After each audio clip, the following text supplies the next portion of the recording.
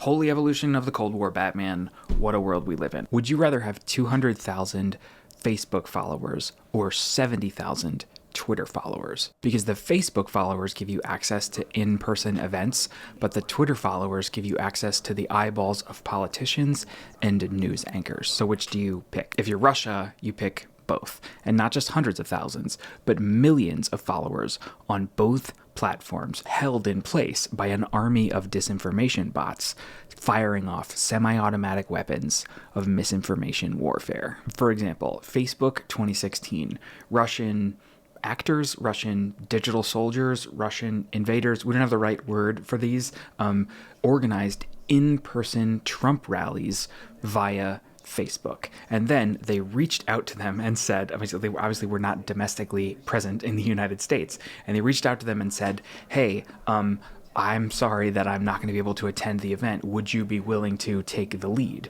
And then they reached out to media outlets and connected media outlets with these recently deputized campaign event leaders. So think about this for a minute. People in Russia got Americans off their couches for a political cause using their keyboards and bot farms. And then the real world media would cover this real life event, leading famously, or not famously, but like should be famously, to the Trump campaign itself reposting imagery from a political event that only happened because of Russian election interference. Holy evolution of the Cold War, Batman. What a world we live in. So I would say that those 200,000 Facebook followers are worth quite a lot. If, however, you pivot your disinformation to Twitter, your posts wouldn't just be seen by your tens of thousands of followers on accounts of Russians pretending to be Americans.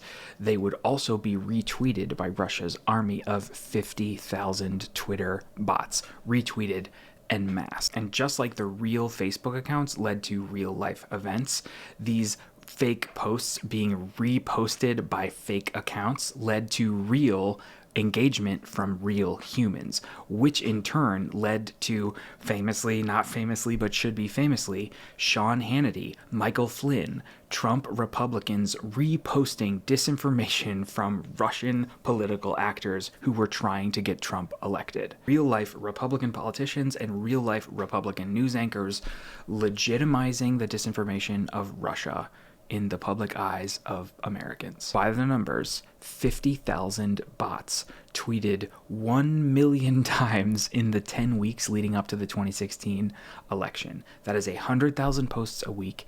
That is 600 posts an hour for a month. The book I'm obviously referring to is The Mueller Report. I'm reading it to prep for the upcoming election.